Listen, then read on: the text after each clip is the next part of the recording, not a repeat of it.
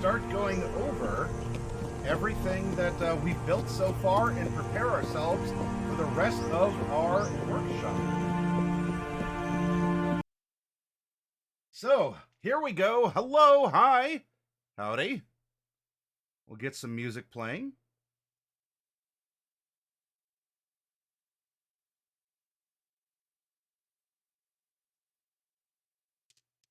Let me make sure my headset's on. Okay.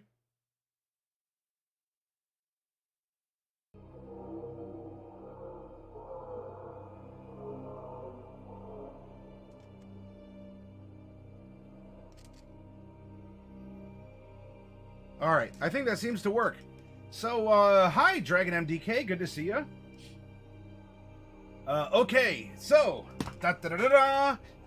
it is summertime, the workshop resumes. We are going to pick up where we left off in the springtime. Of course, if you are watching this in the future from now on YouTube, number one, hi, YouTube. Everyone, you can say hi to your future selves or people who are watching this to join in on the workshop. Greetings from the past. As you, this is why I didn't delete the spring quarter yet. So, as you can see, it's all crossed out, so it might be a little blurry. Our world building began on April 19th. We started with concepts of creation, clockwork, or coincidence. We created a universe, a galaxy, a solar system. We created our proto-world and its moons. We were talking about cosmological things, planetary, this-is and that's, nebulous who's-its and what's-its galore. Moons and rings, and thingamabobs plenty. But who cares? It's no big deal. We wanted more. I want to swim in the primordial soup. Then I wanted to learn about early plants and animals. Followed up by extinction events, creating threats and opportunities. And then we ended with the supernatural. Yep, this was it, everyone. Everything went to heck. C in this case, not necessarily hockey sticks. In fact, we even have a nice custom emote for that right here. It all went to heck. Computer blew up.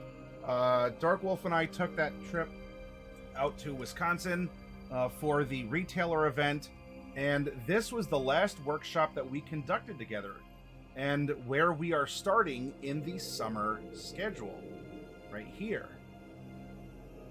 So,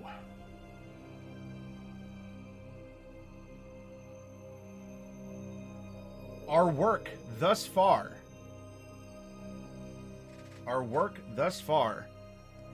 over the course of all those weeks in the spring, and what we're going to continue forward as a refresher, right? This is summer school. We're going to touch on the things that we were learning before in order to propel us into our next year together, our fall anyway, right? So we made our solar system. That's a heckin' lot of hex. That's true, Rip Artist. And hello, Rumcask. It's good to see you. So we made our solar system here. Our galaxy, even. The solar system within. We started big. We started with, what is our universe, even? And we talked about galaxies and such. We have a 12-armed galaxy. It's a spiral. It's dense with stars. Our solar system has 2 suns and 13 planets. And we were playing around with some possibilities about the orbits or what was going on. As you all were talking in chat, I would open up some polls and I would say, well, how many would you like? And you all were voting with your voice in those polls. So in our universe, this is what we're starting with very broadly. We're in a closer to the center in a star dense area of this 12-armed galaxy, this spiral galaxy. And then we made our protoplanet, as we talked about how little dust particles, they meet up more. They meet more and more of each other, and as they get bigger, they keep finding more dust particles and elements and such, and it keeps building and accumulating until you get something that is a planet. And in this case, it is going to have water and an atmosphere. And as you can see during this discussion, there are some other events that add to a planet's mass. Well, if you have any questions, this is the review for it, Rip Artist, and we can go over what was touched upon, or it's just a good way to get back into the saddle here.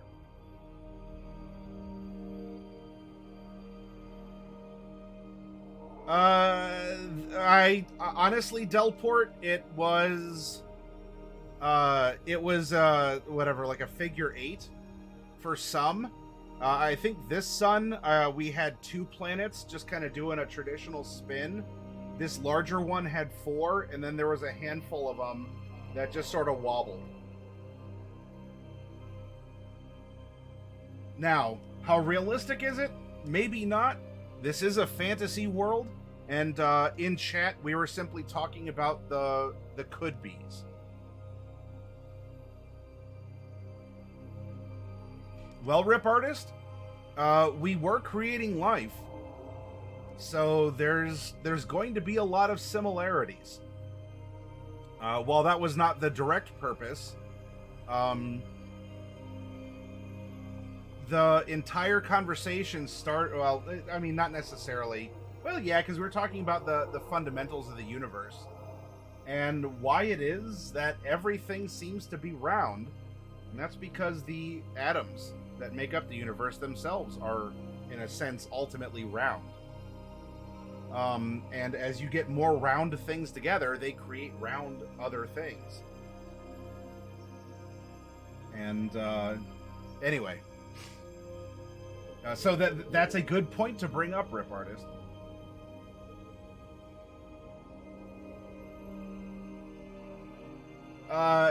Delport, they're whatever we want them to be. In order to, I guess, keep a focus on at least the one world where we're developing it further.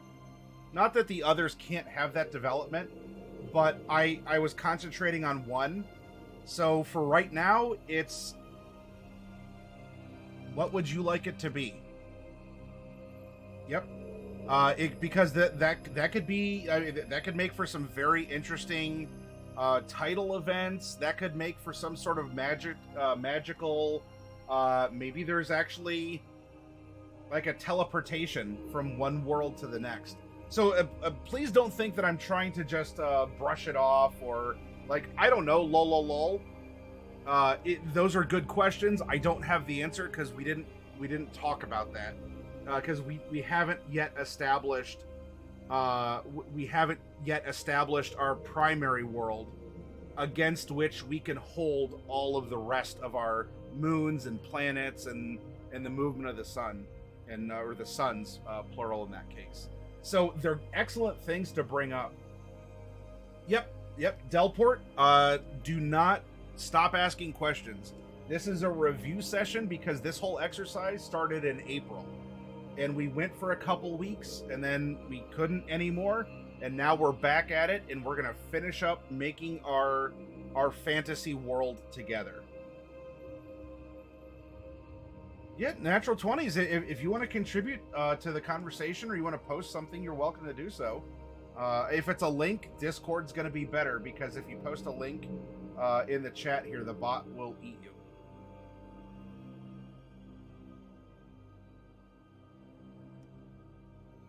So we talked about the possibilities. We rolled randomly for how many planets there were.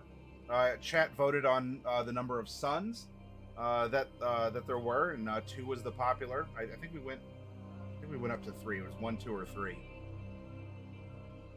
Then we talked about our protoplanet. We were talking about erosion, about magma forming. You know how it is that even though we see around Earth, it's kind of not a perfect sphere. It's kind of a lumpy potato that is rounded out by gravitational forces and a lot of liquid covering the surface of it.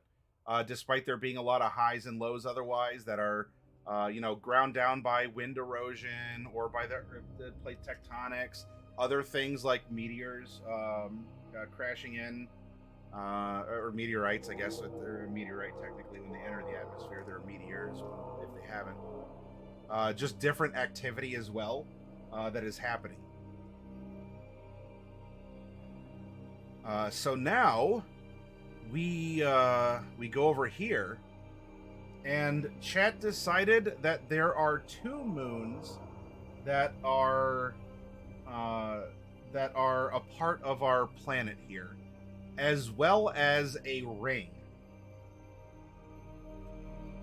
Okay. So, this is not at all any kind of scale. This was me just making sure that I was making visual notes about what we're talking about for this exact reason, for quick reference back to what we were doing. So after our protoplanet, we have a planet. And a lot of extra debris of some variety was floating around, and we have a ring. We have 2 moons, and one of those moons is actually in a geosynchronous orbit. So the one is just spinning through, and I believe that was this one, where Moon 2 just kind of travels through the rings, and it makes this kind of little like comet effect, like if you see it from a particular angle, right? So one is doing its normal moon thing. It's spinning, right? Moon 1 is hovering above a point. For some reason, it could be the work of a deity. It could be some old civilization that made a battle station out of a moon, and it's just there, and it's there for some reason. It could just be. Sorry, everyone. Pardon me. Soda makes you burp. There's no warning labels on these things. I tell you what. Sorry about that, but it's a very delightful lemon lime. Anyway, Moon 1 is in a geosynchronous orbit. And, is it a tech moon? Some sort of mana dust moon or something like that? So now,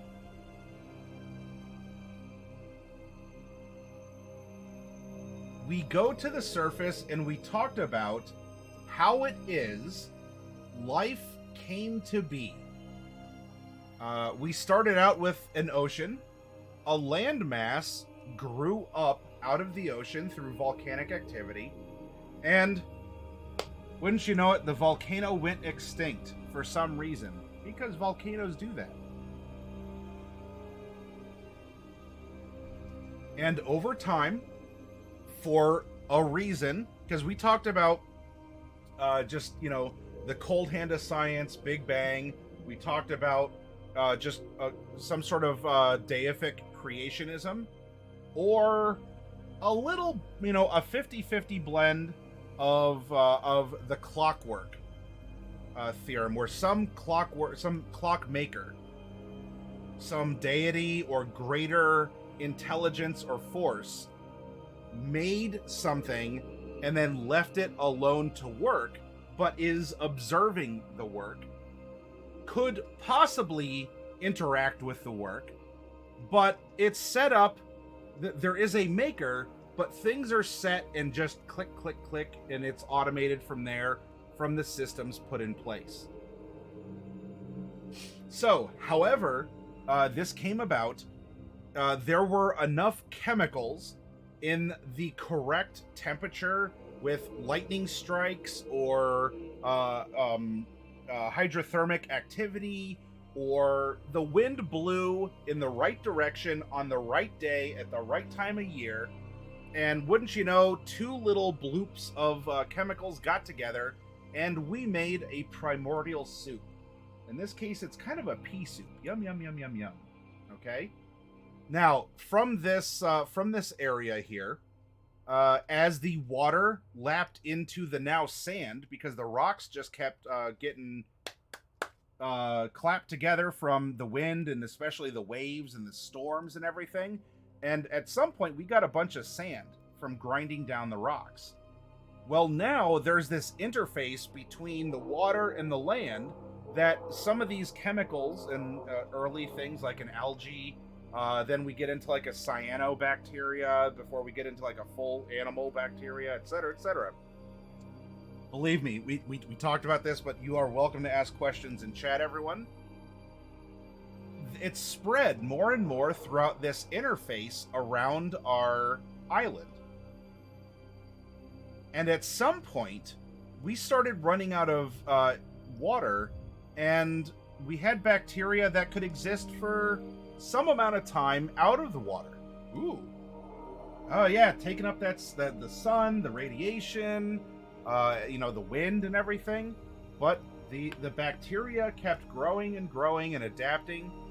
Maybe at some point there was a big splash or something happened where we have actually like a fresh water up here, or at least a brackish water. Maybe it's not fully fresh, but as some of this soup spilled up here, life didn't want to give up, and so life continued to adapt in a close by but separate area. And at some point, the two met. Pink and purple met, and they got together, and well, sometimes they wage war, they eat each other, or sometimes life finds a way. And some very unique things can happen when life finds a way. And so things kept getting bigger, stronger, stranger. We had, fungus and plants and animals now growing. And we also zoomed out of this island and said, well, it's an island in so much that Australia is an island, which it is, right? It's an island, but it's also a continent, and that brought us into Pangea, plate tectonics, continental drift, about how life can, started at a particular place, but it can be found now millions of years later as the continents were drifting apart. Well, how do you have fossils from creatures that lived in Africa also matching fossils from creatures that were in South America if the two weren't together, or at least close enough where a lizard or a bird didn't have to swim the entirety of the Atlantic Ocean in order to get to that continent. And so we were talking about all of these other concepts because, I'm sorry everyone, these workshops are about fantasy and storytelling, but I was, my secret agenda was to weave in a bunch of gross real-life stuff. By actually talking about scientific ideas and planting those seeds for you to go on and continue to research them, look into them, and maybe incorporate forces you never thought to incorporate in your own fantasy worlds. Or to say, you know what, it's cool to know about for our real world, but I don't want that in my fantasy world, and that's fine. Let me go back to chat. Sorry, I was very excitedly building up to the big reveal that we actually made Pangea while talking about supposedly a small little island, because that can be a little easier for, I think, some people to comprehend before we zoom out even further. Let's see. 20s posting in Discord. That's no moon. Fully functional battle station. A ring with 2 outer moons, says Delport. By the way, if I didn't say hi, Delport, hi. It's good to see you again. Moon 1 is always in the same place in the sky from any given place on the world. That's super handy for navigation. Yep. And that will definitely play into when our society is advanced enough to use that as such. A meddler more than maker. Lazy Sims player, says Awkward Mancer. Delport says, on Earth, we can tell how far we are from the equator by the stars, but there's no easy marker for how far east or west one is. But Moon 1 provides that if you're on the side of the planet under it, that would make long-distance ocean voyages safer at low technology levels. And that is... so, coming up very soon, that is going to be very important to understand, Delport. Yep, and half the planet without the beacon. Delport says, whereas the far side wouldn't have that signpost, making long-distance voyages very uncertain. This might mean that the moon side has trade connections between all land masses, while the far side has the potential for new world areas that get discovered much later. Delport says, could be that the volcanic source moved in reference to the surface, like Kauai, making a chain of islands. Yeah, there's different ways that volcanoes can move or go extinct or even wake back up. Because you can get a chain of islands where there's one hot spot, and as the continent drifts over, bloop. So here's the volcano, and it's live, and then it goes extinct, but the island is still there, and the continent moves, and bloop, it wakes up again. And then bloop, it wakes up again as the continent keeps moving over the same hotspot. And then you can get a chain of islands that way, as one example.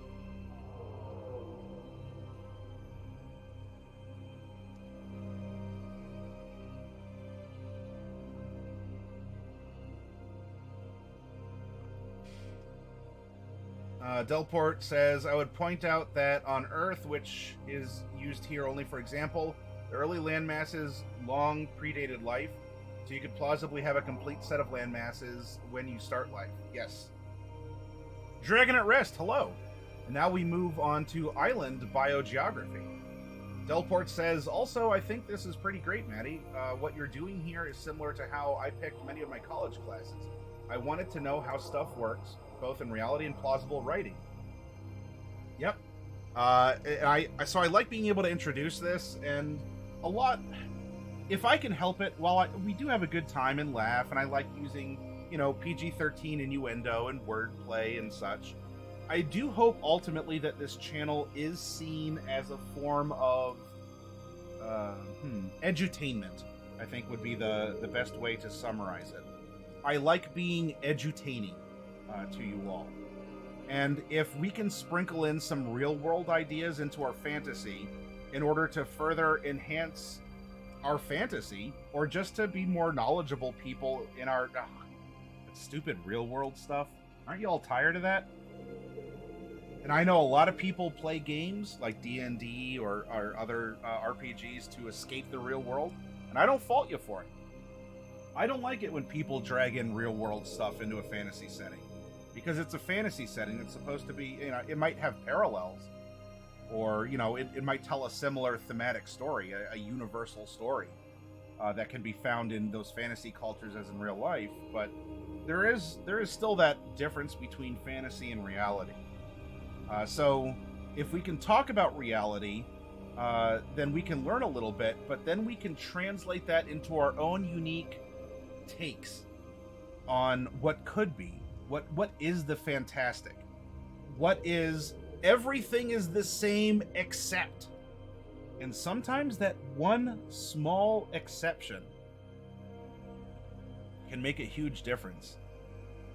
Can you imagine what our world would be like if, as water froze, it actually sunk instead of floated?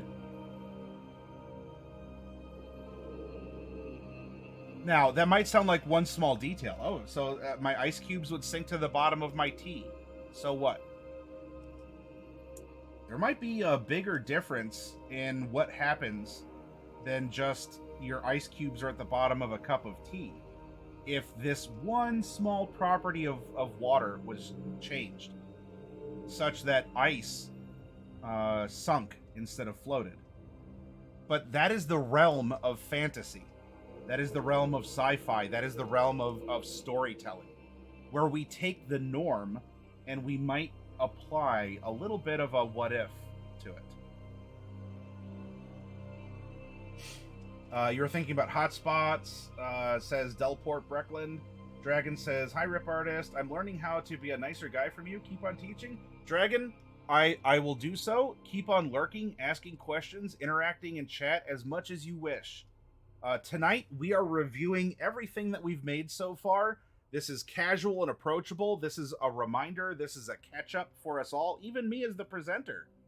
Right? I want us all to get back in the saddle from our spring quarter fantasy world development, and we'll continue learning and developing this fantasy world one step at a time.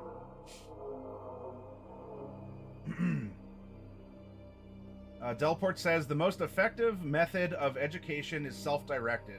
So the most helpful thing we can do for each other is inspire an interest in learning. Once someone knows what field they want to learn more about, they carry on from there. Yes, and it offers a springboard into other disciplines too. For example, I like this soda. Okay, I like drinking it. It's cold and refreshing. There's I'm not sponsored, by the way. Although sparkling ice, come on, like, you know, it's free product placement. What are you doing? You're leaving money on the table, Sparkling Ice Company. But if I say I really like this soda, you know, I never really thought about it. What's the difference between lemons and limes besides the color? And then I start looking into the genetics of citrus fruit. Are they just super similar in appearance but vastly different? Are they, you know, as far as citrus fruits go, are they kind of like kissing cousins? Like how close are they? Was there a small branch off? Is the difference between a lemon and a lime one little thing? And then how do we get oranges? And now all of a sudden I'm reading about you know, ascorbic acid or citric acid. I'm reading about the growing conditions of citrus fruits. I'm reading about the history of why of vitamin C, and I'm learning that you know, in the golden age of piracy and sailing and everything, why someone, you know, was a limey something. I don't know, like, oh, you limey Brit. That's because citrus was something that sailors kept on their ships to fight off scurvy because of the vitamin C. And so they'd have lime in their mouth. Now, I don't know how apocryphal that is, but whether that's true or not, you probably believed me for a moment. And if it's not true, do you know where it can be true? In your fantasy world, where you call people limey because they eat limes. And this also leads into something where, did you know humans are one of the very few mammals that can't make their own vitamin C? It might be apes. It might be apes. And maybe like, I don't know, I think there's something weird, like humans, apes, and like the capybara or something are like the only mammals that don't make their own vitamin C. So why is that the case? And what did we lose or gain from not being able to produce our own vitamin C? We produce vitamin D in our skin, but we have to get an external source of vitamin C.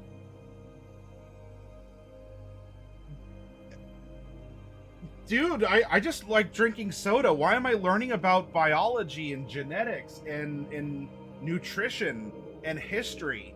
And that's where it begins, just as Delport Breckland said.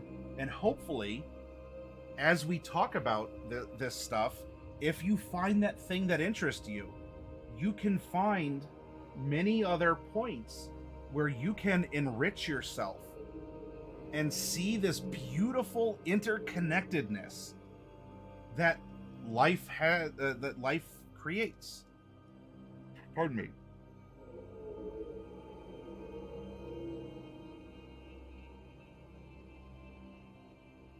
Apparently Awkward Banter was up to some shenanigans with Catgirls. There's some people on the World of Cannabis in the Battletech universe that might have some issue with that, Awkward Mancer. Natural 20 says, "Now I'm thinking too hard. I'm big dumb, so this is good for me."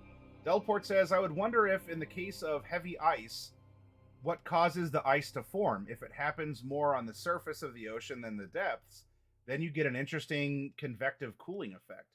Sparkling ice is leaving money on the ocean floor, not sponsoring streamers." Woo, citrons are fascinating historically. Dragon at Rest says, "Actually, not a lot different at all." Natural 20 says, "Sour is still unknown, right?" In Spanish, they're both limon, like red-green apples. They are yellow-green limes. Natural 20 says, "Interesting." Awkward Mancer says, "Next thing, it's 5 a.m. and you are reading about Bordello's plight during the French Revolution." Natural 20 says, "My mind is blown." Delport says, "Google the vitamin C question. This includes humans and other apes, insects, bats, guinea pigs." All right. So not dire guinea pigs, also known as capybaras, but regular guinea pigs, and some birds and fish as animals that lack the gulo gene. Delport says, "Also, I invite you to use the whole name every time. That's a lot of syllables." Dragon Rest says, "Research. Authors do it. Authors of scientific articles, as well as authors of fantasy sci-fi research. I've had maybe a few too many of those Wikipedia rabbit hole. Yeah, that's something you can do too. Is even if you're like, well, it's Wikipedia, grain of salt. I understand that. You can still just find the interconnectedness and go on a wild journey. All real deep dives end in cat videos. If you haven't hit the cat videos, you're not done." So as we're talking about volcanoes and all this, we created life, everyone. How beautiful is that?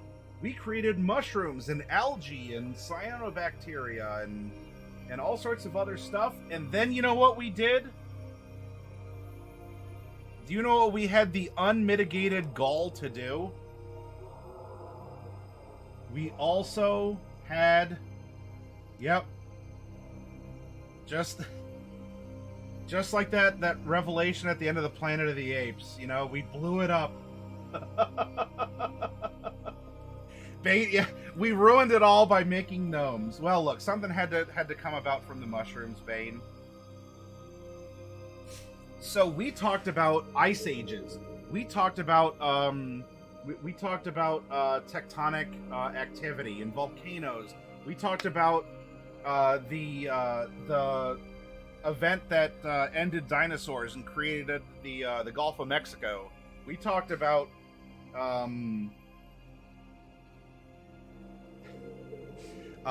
we talked about a lot of different things. We talked about it was not just volcanoes like erupting, like lava's hot. Volcanic winters, where the smoke and ash blotted out the sun and things cooled off. Now, being in Ohio, just south of Canada, I have no idea what that could be about. Now, that is said tongue-in-cheek because what we get, even when the city here turns into Silent Hill from this kind of like distant burning smell everywhere, and everything is hazy. Can you imagine living in an area that is blotted out even more heavily because of a giant volcanic eruption? Or imagine the world in the decades after that asteroid hit around the it wasn't the Yucatan Peninsula, but in Mexico, right? And it's not just like, oh well, water splashes up and it comes back down. It probably rained for 10 minutes because gravity would take everything, right? We're talking dust particles that would linger for a long time were blown around, and as the thermodynamics of things changed, there's so many rippling effects. We did talk about the polar caps melting and not desalinating, but reducing the salinity of the water, slowing the ocean currents, which then would actually go back to creating an ice age because the heat isn't making it back up to the poles. And so then the ice caps would actually start growing again because of the heat wasn't being moved around by the tides and the currents and the winds. And so the ice caps would swell back up as the poles became very cold again, and then the salinity would reduce. And so, right, there's cycles, there's causes and effects and all sorts of things that life had to adapt through, or not.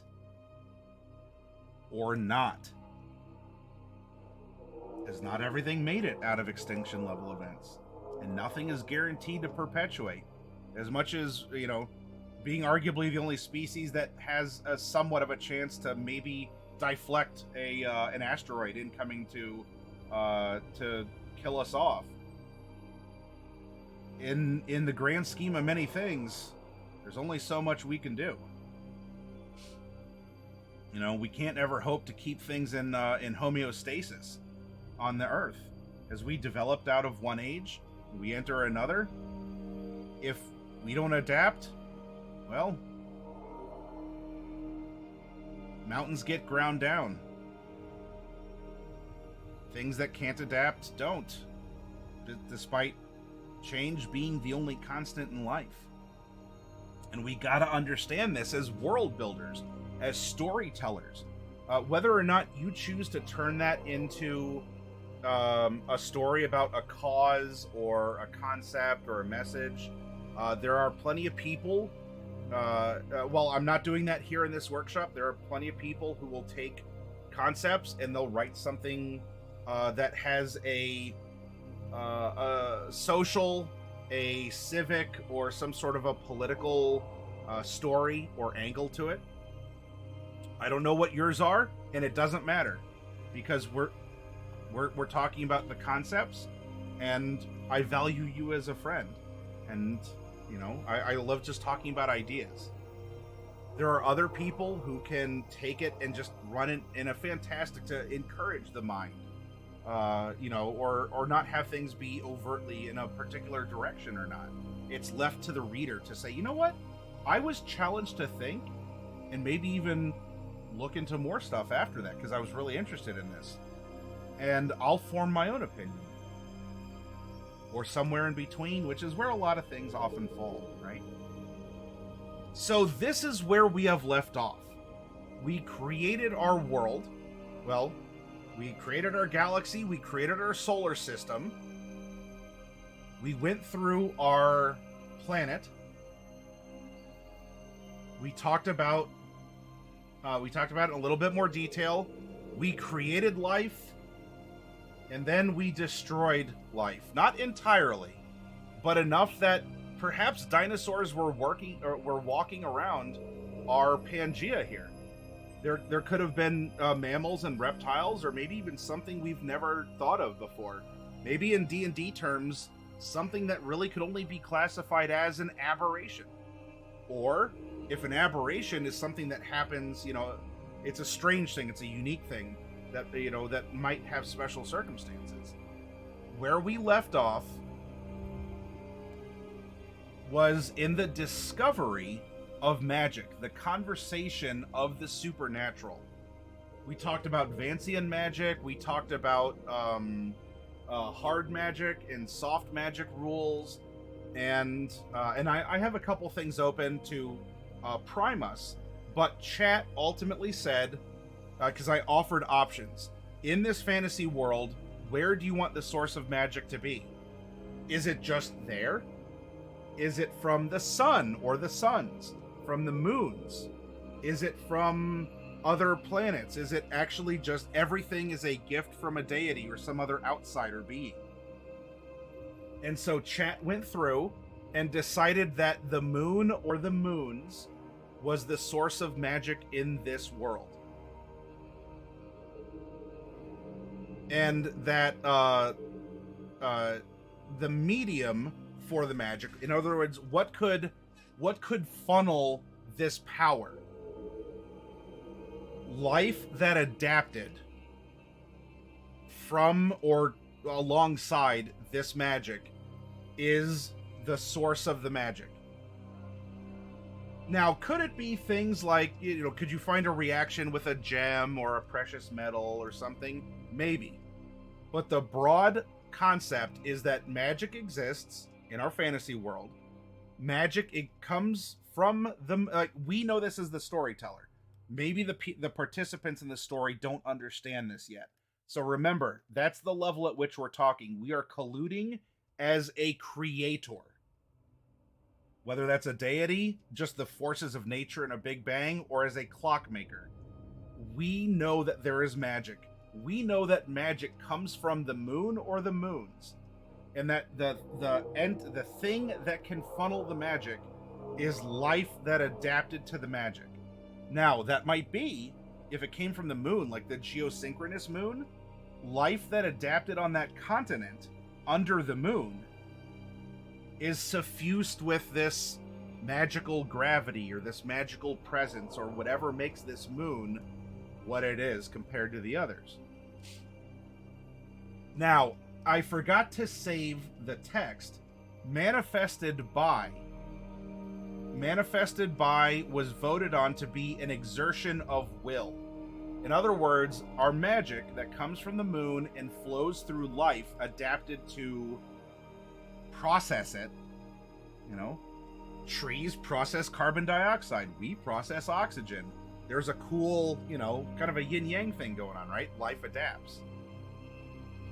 It manifested by the exertion of will. Now, Awkward Mancer, if you remember, I know you were pressing like, oh, octopi. Let's have, we're going to have, so in a sense, speaking of psionics, or at least invoking octopi, psionics, and advanced life, probably being Illithids, otherwise known as mind flayers.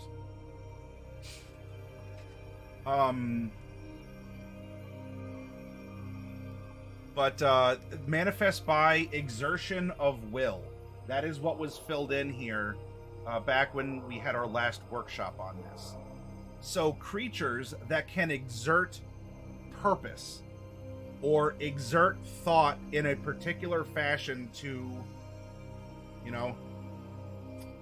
I am exerting thought when I pick up this bottle. I want to drink this last little drop. So I have to command my muscles to go, while I'm looking at you, I have to have a certain awareness where I could do this, right? And I'm also going to go through complex motions, understanding what I need to do to open this up and get my last little lemon lime not sponsored sparkling ice drink. No caffeine, no sugar.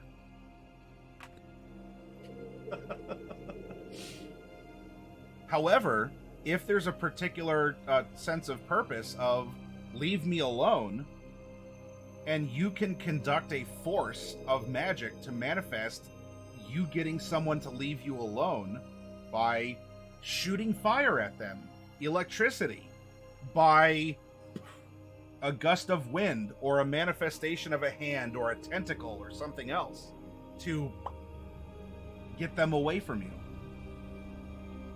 Or to say, you know what, as much as I like lemon lime, I would love it if this was actually kind of a spicy cherry, which is what Dr. Pepper is kind of described as, a spicy cherry flavor. Though I think there's actually in the original formulation some raisin in it, if I'm not mistaken. And so I want to transmute lemon lime into spicy cherry. It's prunes, okay. Prune juice soda. Yeah. I was kind of close with raisins, just a different fruit.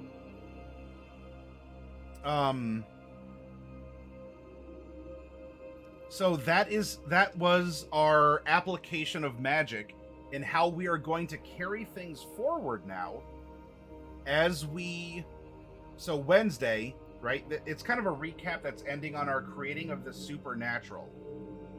Because in our next workshop, as we take what we've done and we advance it, we are going to now not just create simple life.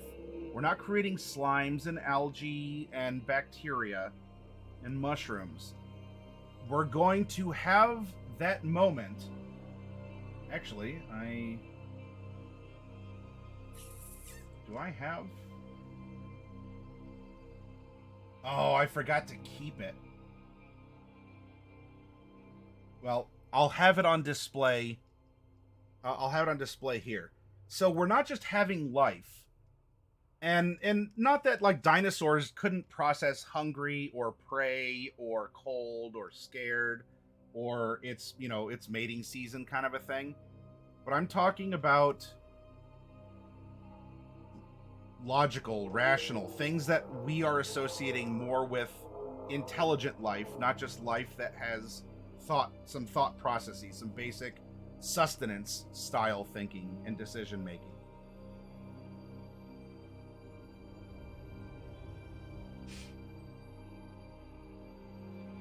And sorry, I missed out on a lot of chat. Let me catch up real quick, as I also am going to pull up.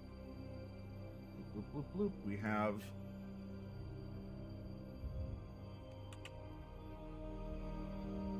I'm going to share this and the other link that I'm going to put on display, because this is going to be our jumping off point, right? We've recapped things, and now in order to understand magic, because here actively we are going to introduce the force of nature, physics, whatever, of magic, whatever that's going to be for our world. It could have existed before, and it could have guided, I don't know, something. Maybe not if it takes a willful creature. Bacteria don't have a will, in my opinion. I mean, they want to exist and they do reproduce and everything. I don't know if that's exactly will in the sense of a cognizant purpose or the like. So maybe there's a better word to describe it, but I hope you understand what I'm saying when I mean an application of will, and why algae and bacteria and fish, maybe even a cat, there's some line in the sand about where we cross over. In D&D, I think it's intelligence 3 to 4. Intelligence 3 is on the cusp of being awakened. Intelligence 4 and higher is a creature that has enough to be like mind manipulated or tricked or something, because they can actually think or overthink things. So I'm going to leave this up for a moment, and I'm going to catch up in chat, and then we'll continue with this. So, ruined by making gnomes. Dragon at Rest likes Pathfinder gnomes. Did we talk about anaerobic bacteria? We talked kind of, yes. As we're talking about bacteria, cyanobacteria, we did talk about it wasn't anaerobic specifically. It was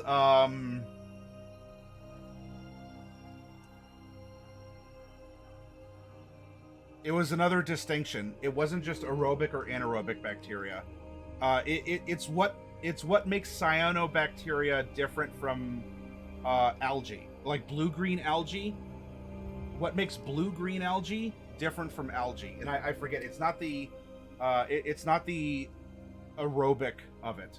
It's not that process. It's another. Something has something or needs something, and the other doesn't. And I forget that scientific term offhand. Let me see. So that was that. Super scary to dragon. We might learn when the Yellowstone caldera erupts, says Awkwardmancer.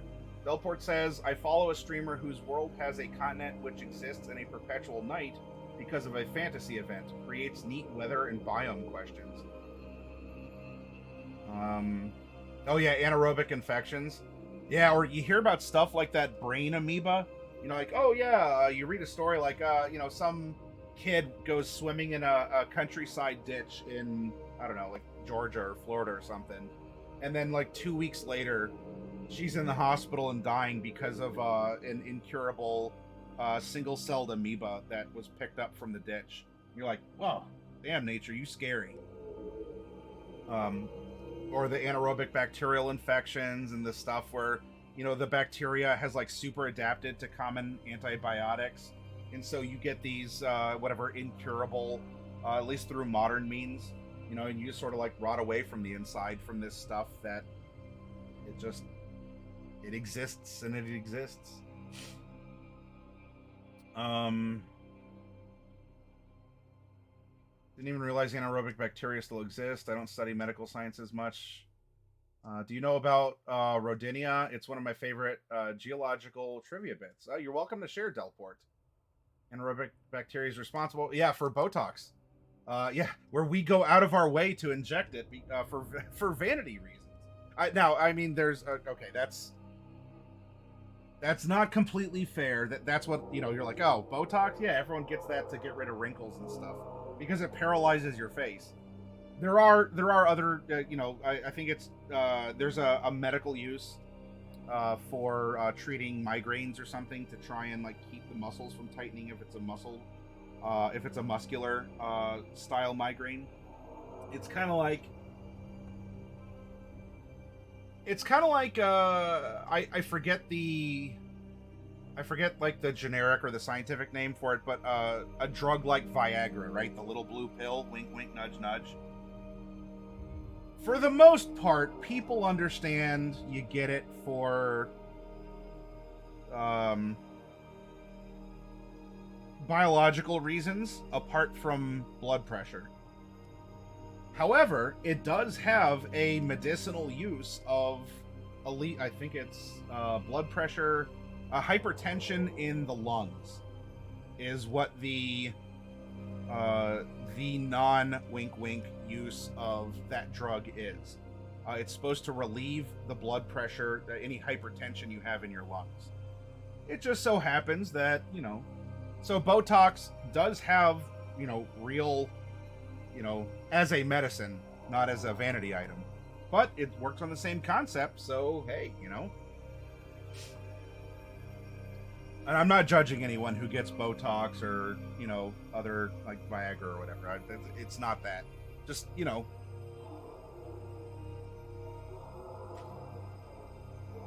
midichlorians. Yeah, midichlorians, Delport. Four nations live together in harmony, says Dragon. Psionics, octopi, octopeds, but yes. Maybe life developed on multiple bodies, so that life that can use magic is actually from the moon and moved here? Or do we want the existence of magic to work like a magnetic field? Interactions between planetary scales. And that could go into place too, Delport. Are there other moons like this on other planets such that through magical facilitation or recharging or something, the moons are gateways? And that's how life has actually spread among the different planets in the system. They're called octopi. It's official now, says Awkward Mancer. That is your own homebrew custom race of people. Dr. Pepper's prunes, prune juice, a warrior's drink. Oh yeah, that's right, because Worf likes prune juice. Very, very good call, Delport. Natural 20 says, I'm not sure that's what it is, that's just what it tastes like. Actual Dr. Pepper is more complex than prune juice soda, but that's the core flavor. Any off-brand that's referential to Dr. Pepper, that's the ingredient they share. Catching up here, my Britannica link. Maddie's so nice, let me catch up on your riveting prune conversation. Colonial Will Turner, feel bad for typing in chat if he's going to read it. Nope, don't feel bad. I want participation in chat. I want questions. I want observations, even if it's between you all. It could be to me. I'm fine, being the center around the conversation, but you can talk amongst yourselves too. I still want to read it and recognize it, right? Retroactive apology. Same, I hate accidentally derailing things. Nope. Alright, everyone. Super secret. On Twitch, chat activity does a lot. I mean, beyond just it's nice to engage in conversation with you all, and it is. And that is my primary purpose of being here. If we take a look behind the curtain, behind the Wizard of Oz, right? Behind the big face with the scary special effects. Twitch favors channels with high levels of chat activity. Chatting gets channels recommended because it's an active channel. It's not just viewers. There's 31 of you out there, and thank you all for those of you who lurk. But I'll tell you this, for all of you out there, even if you just say hi, or if you don't want to type out hi, if you just click an emote, that's chat activity, and that does wonders to help out a channel. It's if it comes down to like, well, Twitch could recommend channel A or channel B. The 5149, in a sense, the 5149 split would go to a channel that has more measurable chat activity. So anytime you join a channel, say hi. If you come over in a raid, post an emote, post the raid message, because chat activity is the super secret tech that Twitch really looks at and favors.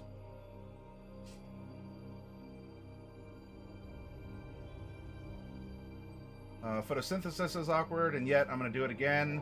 The first life on Earth included anaerobic bacteria, which consumed CO2 and as such emitted oxygen. But the process of oxygenating the atmosphere actually killed off. Yep. And you'll be happy to know, Delport, we did go over that. About how, like, you know, it was in the sea and things that happened, and over time, well, there you go. Wink Wink says, Rep Artist Delport says, we all know that continental plates move. And then at one point, dinosaur times, there was one big continent called Pangea, which broke apart in the process. Yep, Delport, I played a clip from The Land Before Time in order to illustrate that. And after we were all done wiping tears away from our eyes, we continued the lecture. Rodinia, what predated Pangea, was the supercontinent that broke up into continents that later became Pangea. This process of break... Yeah, so it was like... Because, like, you think this is the first time the continents have drifted? Now, of course, we still have a while before they all drift back together, but... Which also went into us talking about, in our very first, when we're talking about the nature of the universe...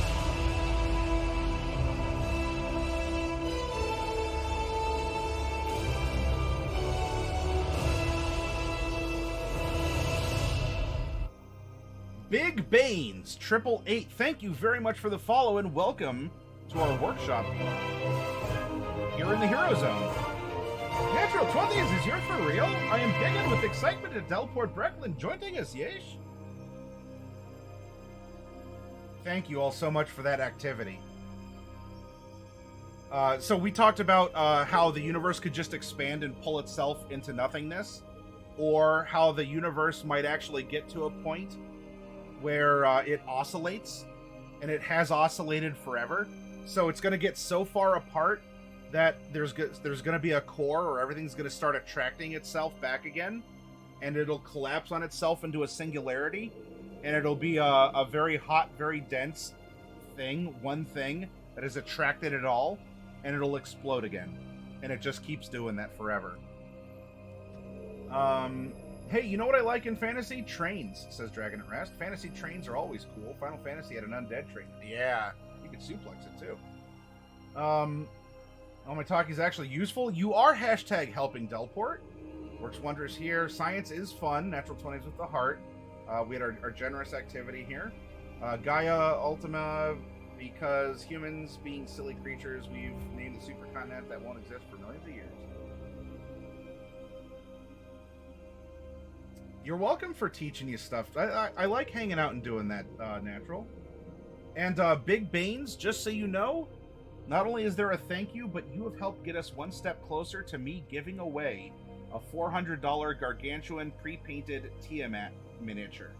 It's about the size of a house cat, so it's not too many. When we hit 4,000 Twitch followers, I'll be announcing an event I'll run on the channel here, especially through our Discord. !Discord, and that will have a way for you all to enter into this event, and one of you will win this Tiamat with free shipping to a US address. And even if I have to ship it outside of the US to you, odds are it's cheaper, because you'd have to pay the postage. It's cheaper for you to import it by just paying the shipping on it than it might be to just straight up purchase it. So, hopefully. I don't know. Every country is different, but there it is. So thank you, Big Baines. Now, that brings us to our present, where we have introduced the hard concept of magic. And I hope you've been able to read over this. Hadestown, a musical, has a lot of fantasy trains, and glad to help. Well, thank you for the recommendation, and I'm very glad you found us. Big Baines, I don't know if we share a Discord that I spam my Go Live notifications in, or if we actually were recommended to you by Twitch, or you browse maybe the D&D category, and you're like, what's going on here? This doesn't look like rolling dice. What in tarnation? Well, welcome to the Hero Zone, an extension of a physical brick-and-mortar friendly local game store, and this is the niche that we occupy on Twitch. The edutainment, the teaching of the games, the teaching of storytelling, the teaching of the concepts, to better empower you as a storyteller or as a player. So I hope you got to read over this encyclopedic definition of magic. If you did miss it, I will share it here. There were other articles. Again, we talked about the Sanderson concepts of hard magic and soft magic systems. We talked about magic styles like Vancian style magic. And even if you've never heard of Vancian magic, if you're watching us in the D&D category, there's a very, very, very good chance you've already been exposed to Vancian magic. Talk to your doctor. No, I'm just... It does sound kind of... Me? Oh no. I've been exposed to Vancian magic? Am I entitled to compensation through a class action lawsuit? Is this like being exposed to asbestos or something? Ask your doctor if Jack Vance is right for you. I got you my recommended sidebar, and I think it's due to the fact I've been doing a lot of D&D work. Oh, cool. What have you been working on, Big Baines? You're welcome to share that in chat. If rituals last more than 4 hours, consult your doctor. There we go. Timely and topical Dragon at Rest. Bonus points to you for that. I like that kind of wordplay and paying attention. So as we go over this, there are all kinds of fun references. There are different systems. If you don't want to read our real world interpretation of magic, you can just go into almost every role-playing system and find magic and how it intersects with technology, religion, science, all sorts of things. And in many ways, there's a particular quote that talks about technology being magic, and I forget exactly how it goes, but it's something like the technology of today is the magic of 100 years ago. But the last thing I did want to bring up here, now this is through Campfire. This is not sponsored, though Campfire has been a recommended writing tool to me. I have not used it. This is not a product placement, but it is something that has been recommended to me. And as a way to help organize author notes, or if you're world building, to do that and to keep files and link things together. And so that is this other link that we're looking at. 9 types of magic systems, from elemental abilities to magitech. And you can go through here. Nature-based magic. We talked about, I think it was Dragon at Rest, invoked Avatar: The Last Airbender. Divination magic. See beyond sight and peer through space and time. Move objects through space over any distance. Conjuring magic. Psychic magic. Master the world of the mind. Life and death magic. Tap into the very forces of life, death, and undeath. Animal or creature exclusive magic. Some creatures just do it better. Magic tech systems, blurring the lines of sorcery and science. By the way, if any of you have ever played the Mage World of Darkness system, that's a very cool system of magic that I really like. I've enjoyed the games of Mage that I've played in. Eclectic magic. It doesn't have to be real magic to have a real effect. And just some uncommon magic systems, the unsung heroes of fantasy magic. There's a lot here. I am not going to get into the details. You can read this article yourself. In fact, if you've probably noticed this, many articles in news sources or other places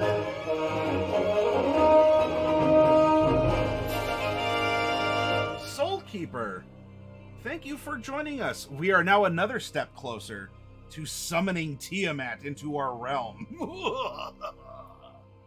Soul Keeper, fun name, excellent, and thank you for the follow. But I'm not going to read the whole thing here. It is for you. It is providing examples, and these are prompts that you can get through something like Campfire in order to help you use their software to write and keep notes and to develop your worlds, to develop the stories you want to tell as an author or as a DM, GM, ST in your games. So you got the super redux above. And now you're getting a lot more examples of different types of magic that exist. Again, if you want to look up,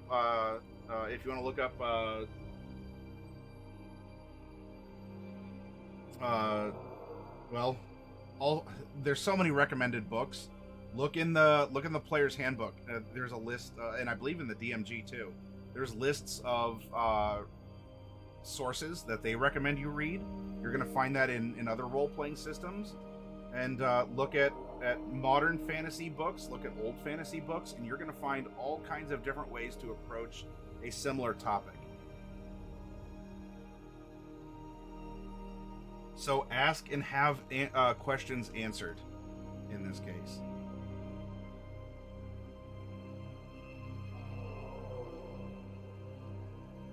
Let's see what else I missed. If you measure your work capacity in spoons, you've been subject to Vancian magic. Oh yeah, there's some philosophical or psychological concept of how many spoons you get per day. Big Bane says, I had a silly idea of a 1960s Europe that's culturally and governmentally feudal, but uses steampunk battle mechs supported by horseback knights. Make it come to life in your world. You got to do the guy's voice who did the old movie trailers, right? In a world. That can very much happen. Or Big Bane's. I don't know if you like BattleTech itself. Now, that's, fusion engines and faster than light travel and everything.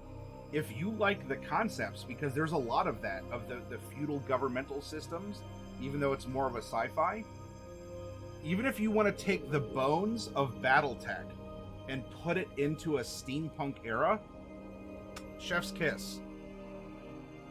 There's a lot of inspiration or examples you can take from the world around you and have something that you assemble, that you create, you customize.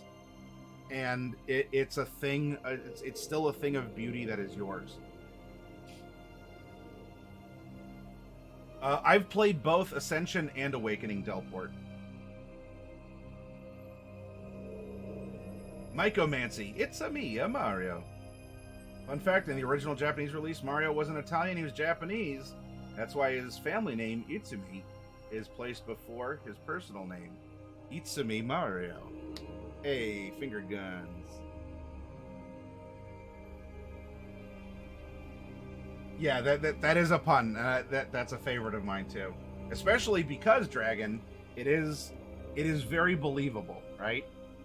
And I'll tell you, Dragon, that moment that you just had, that's magic. However else you want to define it or classify it or invoke it or make it a system, in that moment, that was magic.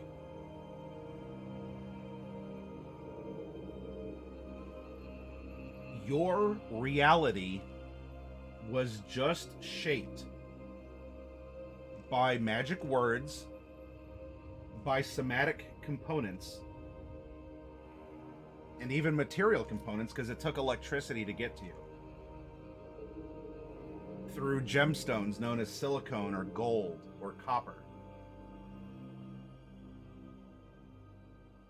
So, Dragon at Rest, you just had a magic moment right there. And I hope that you got to enjoy it from Delport Breckland, professional wizard. It's heavily inspired by BattleTech that futuristic feudalism is so interesting to me.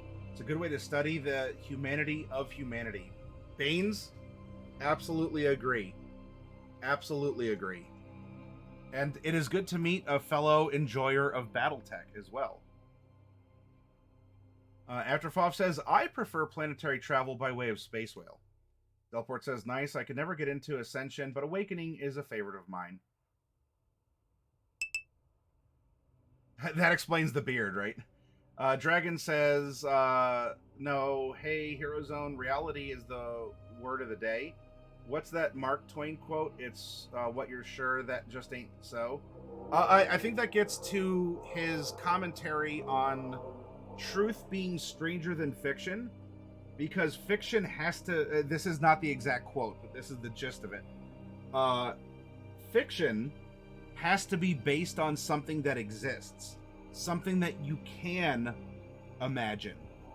Truth can be anything that you don't already know about, that could completely rock the understanding of everything else, because until now it's never been observed or understood. So truth is always stranger than fiction, because fiction is reliant on what we know, and there could still be a lot of stuff we don't know. So it's a cool twist on something, but it's a concept that we already have familiarity, so that the story can be told in a language we understand, so that we have this callback to a common, like a core or a whatever, right?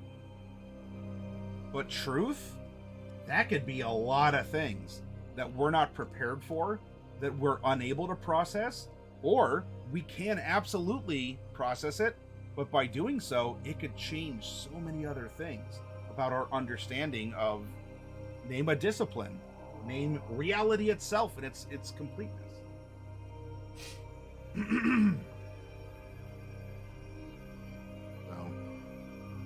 Well, there we go, everyone.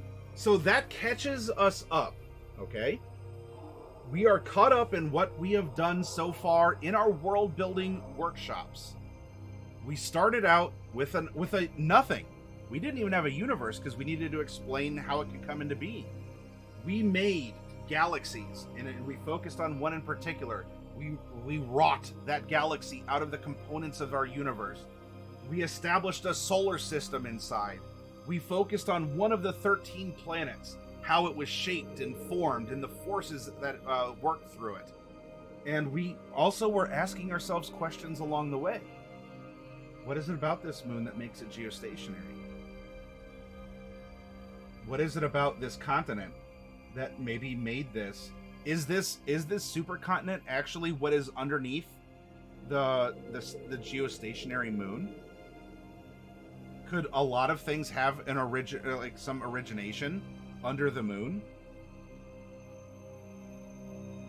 And then we established, now that we got a base of life in the world, we struck it with tragedy, life is coming back, and we're imposing magic at this point carrying forward, because now, in tomorrow's workshop, we're going to create early intelligent life.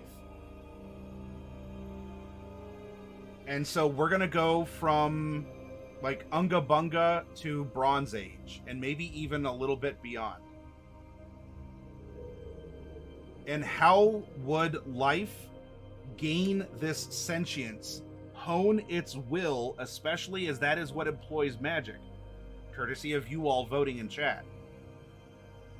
And then, on Friday, to finish this week's workshop, we're going to take now these disparate, intelligent creatures who are going to stick together, find similarities and differences, and we're going to talk about early cultures.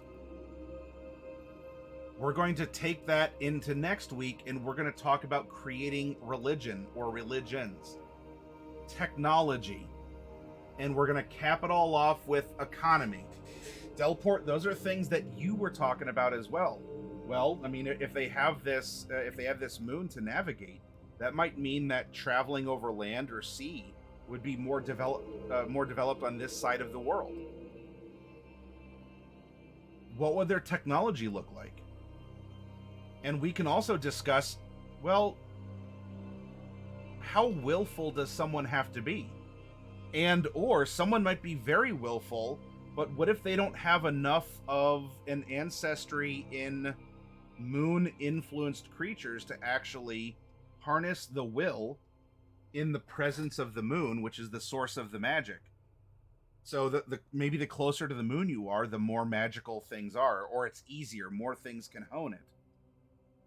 But you know, what are these people going to be? How are they going to act? How are they going to develop? And so this is us now going into, like, we're still acting as creators, but this is going to now take us in the direction of, if you've seen Star Trek episodes, right? And they have to hide themselves when they go to societies that haven't achieved warp technology, right? It's part of the Prime Directive. Don't interfere with early cultures that are not ready to meet people from space. That's going to be us. We're going to hide in our, you know, in our cloaked bunkers or blinds or whatever. Or we're going to orbit for a bit and look in on these lives as they develop, as one thing develops after another in the course of now everything we've built before, and now with the influence of our source of magic. And what kind of a people, non-human, remember, we're the dominant species of intelligent life on Earth.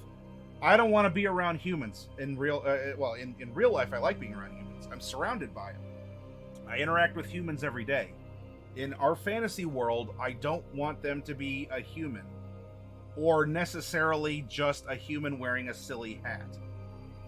I want the people who populate here, who develop religions, cultures, who develop economies, etc.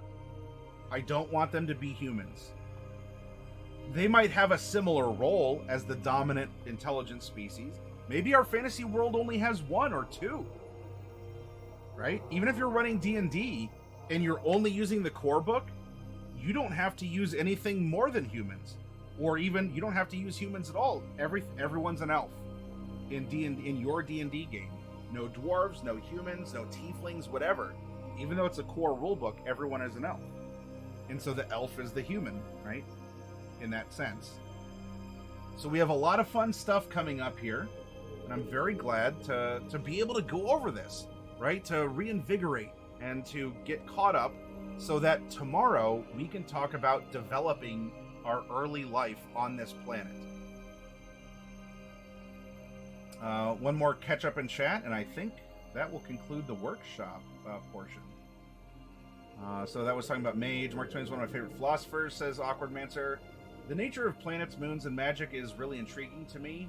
I'm so glad I have tomorrow off work. I'm excited for this. Electrolytes. It's what early life craves. Magic will make things very interesting, says Rep Artist.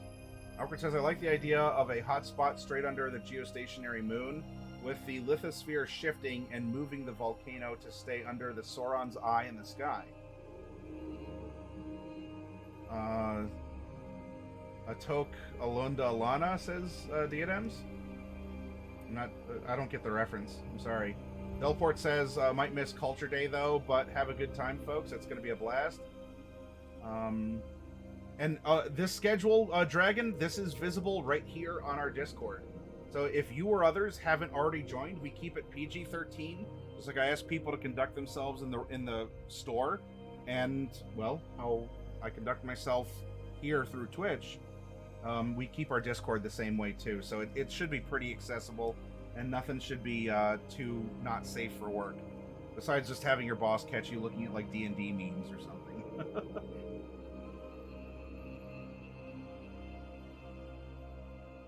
Spell plague-like event every time the volcano erupts in a new spot. Australia Slow, speaking of Star Trek, have you seen the new Captain's Log solo play rules for Star Trek Adventures? I have not. No, I have not, Australius. But if you want to share a link to that, that would probably be good for your finds on our Discord, as that's for stuff like on Kickstarter or new release announcements, backer kit, humble bundle, announcements like that. Which, by the way, one of our community members here, Valendar, has was commissioned by the maker of this Kickstarter for models, and it's about halfway through the campaign.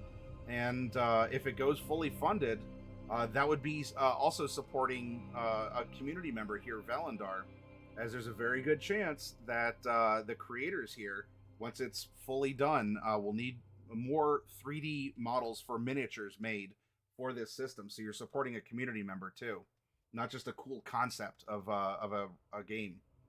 So yep, announcements and such like that can go there.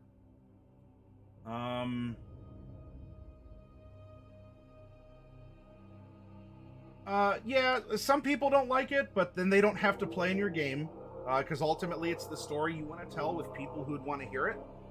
So it is something to note, but if you don't want to run something, for example, I don't like time travel. I also don't allow bags of holding, and I also do not allow come back to life spells. And if someone doesn't want to play in my game, despite those being spells in the core rulebook, I hope they find a game where they can store as many dead bodies in a bag of holding to bring back to life later as possible, and that they will have and this isn't sarcastic or passive aggressive, I hope they'll have fun in a game that they want to play. But for me, telling a D&D game with those items or those spells isn't fun, and so I don't include them. And everyone's different, and you could get pushback like, well, but that's in the core rulebook, I should be allowed to. Well, it's just not in this game. Can you be creative and think around that? And trust me as the DM to understand that those don't exist in the world? If you can't, please move on. If you can, cool, let's work together and make a fun story.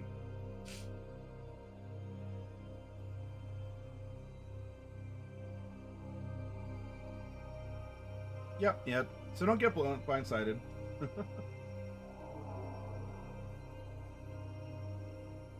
Game Maestra Jenny, hello! It's good to see you again. Honestly, as vocal as some of the social media pushback is, as long as restrictions are communicated. Yep. And don't let social media dictate your game. Your game with your friends or family at your table is yours. Other people don't have to like it. They don't have to watch it. They don't have to know about it. Or if they do, they don't have to like what you want to present. Because it's your game for your enjoyment with your friends or family around your table, virtual or otherwise.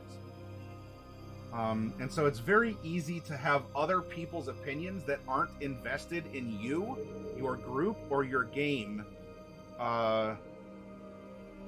offer criticism or very shady, unfounded, or very toxic opinions, or even presumptions about you as a person because of the story you want to tell. Forget about it. This is your game with your players to have fun at your table. Use or don't use the rules or the systems that you wish.